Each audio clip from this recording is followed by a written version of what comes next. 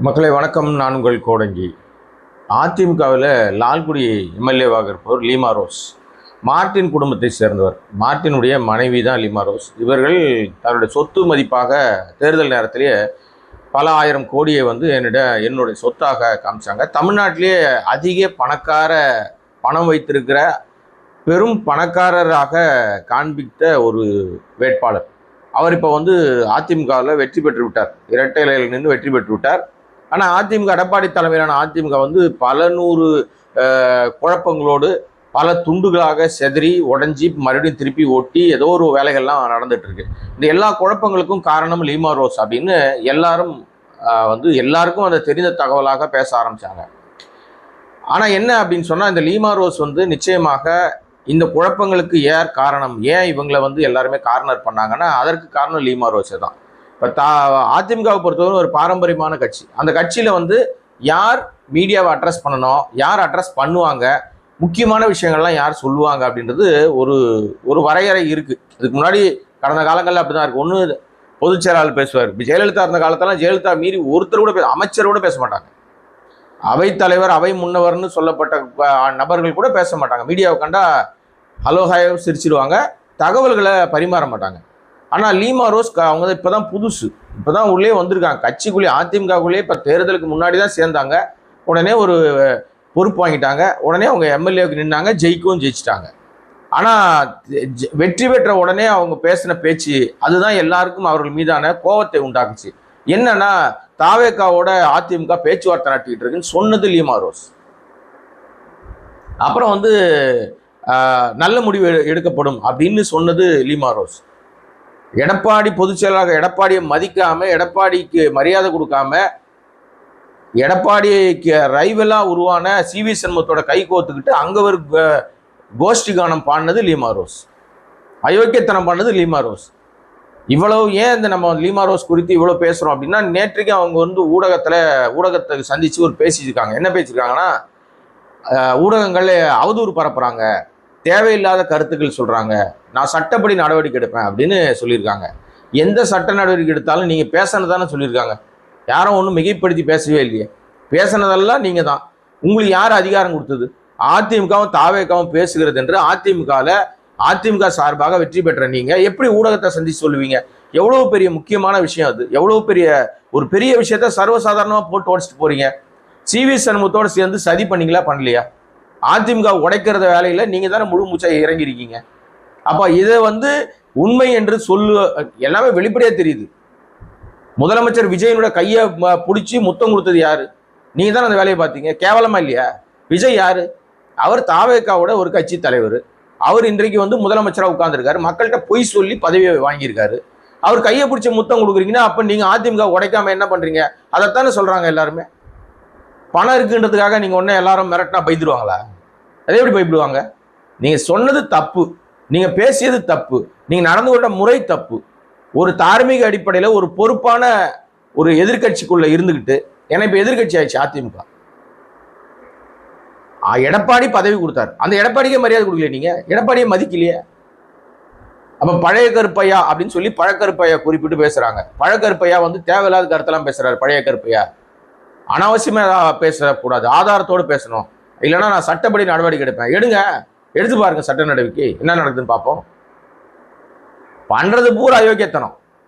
இந்த அம்மா என்னைக்கு உள்ள வந்துச்சோ அன்னைக்கு அதிமுக 2 சுண்டா 3 சுண்டா உடைய ஆரம்பிச்சிச்சு. ஒரு பக்கம் இந்த அம்மா மாமியாரு மாப்பிள்ளை தாவேக்கல உட்காந்துட்டு இருக்காரு. ஊர் உலகத்துக்கு இவங்க எல்லாம் சண்டை போட்டுக்கிட்ட மாதிரி தோணும். யாரும் சண்டைலாம் போட்டுக்கலங்க. இந்த குடும்பம் தான் தமிழ்நாட்டை ரூல் பண்ணுது. இன்னைக்கு மார்ட்டின் குடும்பம் தான் தமிழ்நாட்டை ரூல் பண்ணுது. தமிழ்நாடு மட்டும் இல்லை, பாண்டிச்சேரியை ரூல் பண்ணுது. ஏன்னா எல்லாமே இதுவரை கட்சிகளுக்கு டொனேஷன் கோடிகள், 1000, 100 கோடி, 200 கோடி, 500 கோடின்னு டொனேஷன் கொடுத்த குடும்பம் இன்னைக்கு அவங்களே அதிகாரத்தில் உட்காந்துட்டாங்க. அமைச்சராக இல்லைன்னு ஆசைப்பட்டாங்க லீமா ரோஸ். அமைச்சர் பதவி கிடைக்கல. எப்படியாவது உடச்சி பிச்சுக்கிட்டு போய் நம்ம தாவேக்காக்கு சப்போர்ட் பண்ணிட்டோம்னா நம்ம அமைச்சராயிடலாம் அப்படின்னு கணக்கு போட்டு பல முன்னெடுப்புகளை பண்ணாங்க. திரைமறை வேலைகள் நிறைய பண்ணியிருக்காங்க. சோபா மாடலுக்கெல்லாம் அவங்க தான் ஒரு காரணமா இருந்திருப்பாங்க. நிச்சயமா இந்த 4 எம்எல்ஏக்கள் வெளியில ரிசைன்மெண்ட் போனதுக்கும் பின்னணியில லீமா ரோஸோட பங்கு இல்லாம இருக்க வாய்ப்பே இல்லை. ஊடகத்தை சந்தித்து அதிமுக சார்பில் பேசுவதற்கு உங்களுக்கு யார் அதிகாரம் கொடுத்தது? எடப்பாடி சொன்னாரா பேச சொல்லி? நானும் அதிமுகவோட நான் தாவேக்காவோட பேசுறேன்னு. அப்ப பேசுறது நீங்க தானே. இதை ஊடகங்கள் ஆதாரத்தோட தான் பேசுறாங்க. நீங்க தான் முதல்ல தேர்தல் அந்த பிரச்சனை ஓடிட்டு இருக்கு, முதலமைச்சர் ஆவாரா ஆக மாட்டாரா, அந்த நாற்காலில் உட்காருவாரா உட்கார மாட்டாரா, மெஜாரிட்டி கிடைக்கலையேன்னு இழுபறியில் இருக்கும்போது ஊடகத்துக்கு வெறும் வாயே மென்னு கொண்டிருந்த ஊடகத்துக்கு அவல் கொடுத்தது வந்து லீமா ரோஸ். அப்ப இன்னைக்கு நீங்க வந்து மக்களை வந்து அதாவது விமர்சகர்களை மிரட்டி பார்க்குற வேலையெல்லாம் செய்யாதீங்க. பணம் இருக்கு அப்படின்னு அந்த ஆணவத்தெல்லாம் ஆடினீங்கன்னா இதே மக்கள் ஓட ஓட விரட்டுவாங்க. ஜெயலலிதா அவர்கள் ஓட ஓட விரட்டினாங்களா அவங்கள? இனிமேல் தமிழ்நாட்டில் லாட்ரி வர விடாதுனாங்களா? இன்னைக்கு வரைக்கும் அந்த அம்மா போட்ட அந்த ஸ்ட்ராங்கான ஜியோ யாராலும் உடைக்க முடியல. ஏன்னா லாட்ரியால் பல நூறு குடும்பங்கள், பல ஆயிரம் குடும்பங்கள் வந்து சீரழிஞ்சு பல நூறு பேர் செத்து போயிட்டான். வாழ்க்கை தொலைஞ்சு போச்சு, குடும்பங்கள் செதறி போச்சு. ஆனால் நீங்க நல்லா இருக்கீங்க. கோடி கோடியா சுரண்டி சுரண்டி சுரண்டி கோடி கோடியா சொத்து சேர்த்து வச்சிருக்கீங்க. பழைய கருப்பையா பத்தி பேசும்போது சொல்றாரு, அவங்க எவ்வளவு பணம் செலவு பண்ணிருக்காரு நாட்டு மக்களுக்கு, எவ்வளவு நலத்திட்ட உதவிகள் பண்ணி நீ கோடி கோடியா சம்பாரிச்சு வச்சிருப்ப, ஊரான் சொத்தெல்லாம் கொள்ளடிச்சு வச்சிருப்ப, லாட்டரி சீட்டு வித்து வித்து சம்பாரிச்சிருப்பீங்க. பரிசே விழாத லாட்டரி சீட்டு. நீங்க வட மாநிலங்களில் விற்கிற சீட்டா இருந்தாலும் சரி, ஒரு நம்பர் சீட்டா இருந்தாலும் சரி, அது லாட்டரியே விழாதுங்க, பரிசே விழாது. போலியாக மக்களை நம்ப வச்சு ஏமாத்தி ஏமாத்தி கொள்ளடிச்சு கோடி கோடியா சொத்து சேர்த்து வச்சுட்டு இன்னைக்கு ஊடகத்தை பார்த்து மிரட்டி பார்க்கறது என்ன பழக்கம் அது? இந்த ஆணவ போக்கெல்லாம் நான் எடுபடாதுமா. நீங்க எம்எல்ஏ ஆயிட்டீங்க, எம்எல்ஏக்குன்னு ஒரு மரியாதை இருக்கு, ஒரு பெரிய கட்சியில் சேர்ந்திருக்கீங்க. உங்களுக்கு முதல்ல அந்த சீட்டு கொடுத்த எடப்பாடி தான், அவருக்கு தான் மக்கள் செருப்படி கொடுத்துருக்காங்க. ஏன்னா உங்கள்கிட்ட பணம் இருக்குன்றத தவிர உங்களுக்கு என்ன தகுதி இருக்கு? நீங்க பணம் வச்சிருக்கிறத தவிர உங்களுக்கு வந்து லால்குடி நிர்வாக அதாவது இந்த எம்எல்ஏ ஆவதற்கு உங்களுக்கு என்ன தகுதி இருக்கு? கட்சி இந்த அதிமுக என்ன உழைச்சிட்டீங்க? என்ன செஞ்சு முறிச்சு வெட்டி முடிச்சிட்டீங்க நீங்க அதிமுகவுக்காக? உங்களுக்கு ஏன் ஒரு எடப்பாடி சீட்டு கொடுத்தாரு? உங்கள்கிட்ட தகுதி என்ன தெரியுமா? ஒரே தகுதி, பணம். கோடி கோடியா வச்சிருக்கீங்க. சீட்டு கட்சியில சேர்றதுக்கு முன்னாடி நிச்சயமா பெரிய தொகை கொடுத்து கவனிச்சிருப்பீங்க. எடப்பாடி தனியா ஸ்பெஷல் கவனிப்பா இருக்கும். அதனாலதான் உங்க பதவியை கூட எடப்பாடியால பறிக்க முடியல. பணம் கொடுத்து பதவியை வாங்கியிருக்கீங்க, நீங்க விலைக்கு வாங்கியிருக்கீங்க. தொகுதியில் மட்டும் நேர்மையா ஜெயிச்சிங்க. நீங்க லால்குடியில லீமா ரோஸ் ஜெயிச்சது நேர்மையான வெற்றி நீங்க நினைக்கிறீங்களா? மக்களே கிடையாது. ஒரு ஓட்டுக்கு பல ஆயிரங்களை காசு கொடுத்தா ஜெயிச்சிருக்காங்க அந்த அம்மா. வெளியில வர தகவல்லாம் பகீர் ரகம். ஒரு ஓட்டுக்கு பல ஆயிரங்களை கொடுத்து அந்த மக்களை ஏமாத்தி காசுக்கு விலைக்கு வாங்கியிருக்காங்க. தொகுதி லால்குடி தொகுதியை லீஸ்க்கு எடுத்துருக்குது இந்த அம்மா 5 வருஷத்துக்கு. அது எவ்வளவு நாள் இந்த ஆட்சி ஓடுதுன்னு தெரியாது நம்ம. ஆனா எம்எல்ஏவா 5 வருஷம் அவங்க இருக்கலாம். அது அந்த லீஸ் அந்த டைம் பீரியட் அது. அதுல வேலை பார்த்தவங்களுக்கு கார் கொடுத்து பெரிய பிரியாணி போட்டு பணத்தை கொடுத்து எல்லாம் செஞ்சிருக்கீங்களே. இந்த காசெல்லாம் எங்கேருந்து வந்துச்சு கேட்டா, நான் வந்து கரெக்டா ஐடி கட்டுறேன், நான் கரெக்டா ஜிஎஸ்டி கட்டுறேன்னுவீங்க. நீங்க செய்யற தொழில் வந்து சட்ட ரீதியான தொழிலா? பேருக்கு சட்ட ரீதியான தொழிலா இருக்கும். நம்ம ஊர்ல அதை நீங்க செய்ய முடியாது. வெளி மாநிலங்கள்ல இந்தியா முழுமைக்கும் வடநாடு பூரா உங்க கட்டுப்பாட்டில் தானே இருக்கு, உங்க வீட்டுக்கார் கட்டுப்பாட்டில் தானே இருக்கு. ஆக லீமா ரோஸ் இந்த ஊடகங்களை மிரட்டுறது, இந்த நோட்டீஸ் விட்டுருவேன்னு சீன் போடுறது, இந்த ஆணி அதெல்லாம் வந்து நீங்க புடுங்கவே கூடாது. நீங்க புடுங்கிறது பூரா தேவையில்லாத ஆணி தான். நீங்க லால்குடி தொகுதி எம்எல்ஏ, லால்குடி என்ன உங்களால் நல்லது நடக்குன்னு பாருங்க. நீங்க கோடி கோடியா பணம் வச்சிருக்கலாம், அதை வச்சுலாம் எந்த ஊடகம் பயந்துராது. நீங்க தப்பு பண்ணீங்கன்னா தப்புன்னு வாங்க, நீங்க தேவையில்லாத பேசுனீங்கன்னா தேவையில்லாம பேசுறீங்கன்னு சொல்லுவாங்க. இன்னைக்கு ஊடகத்தை மிரட்டும் போக்கை லீமா ரோஸ் அவர்கள் நிறுத்தி கொண்டு உருப்படியா லால்குடி தொகுதி எம்எல்ஏவாக வேலை பார்க்கணும். முதல்ல உங்க எம்எல்ஏ பதவியை நிக்குதான்னு பார்க்கணும். ஏன்னா சபாநாயகர் ஏதாவது முடிவு எடுத்தாலும் உங்க பதவி போயிடும். மறுபடியும் திருப்பி மறுதேர்தல் நடக்கும். ஒருவேளை அப்படி மறுதேர்தல் நடந்தால் லால்குடி மக்களே இந்த மாதிரி ஆளெல்லாம் ஜெயிக்க வைக்காதீங்க. பணத்திமுறையில் இந்த மாதிரி ஆடுது. அது மாதிரி ஆணவ திமுறையில் முதலமைச்சர் விஜய் ஆடிட்டு இருக்காரு. ரெண்டும் ஒரே கேஸுங்க தான். மாப்பிள்ளை அங்க இருக்காரு. இந்த ஆணவ பேச்சுக்கு முடிவு கட்டணும்னா ஒரே விஷயம், இடைத்தேர்தல் வந்தால் இவங்களெல்லாம் யாரெல்லாம் வந்து இடைத்தேர்தல் காரணமாக அமைஞ்சார்களோ அவங்கெல்லாம் தோக்கடிங்க. அது ஒண்ணுதான் நீங்க செய்ய வேண்டிய கடமை. மக்கள் தெரியாம ஏதோ விட்டில் பூச்சி மாதிரி ஊந்துட்டீங்க. இனி உங்களால் எந்திரிக்கவே முடியாது. இனிமே வருகிற இடைத்தேர்தலையாவது இடைத்தேர்தல் தொகுதியை சேர்ந்த மக்கள் புத்திசாலித்தனமாக இந்த ஆளும் வர்க்கத்தை, இடைத்தேர்தல் காரணமானவர்களை, யார் இடைத்தேர்தல் காரணம்? தாவேக்கா. யார் பதவி ராஜினாமா பண்றா, இல்ல யார் பதவி காலியாகுது, எதனால காலியாகுது?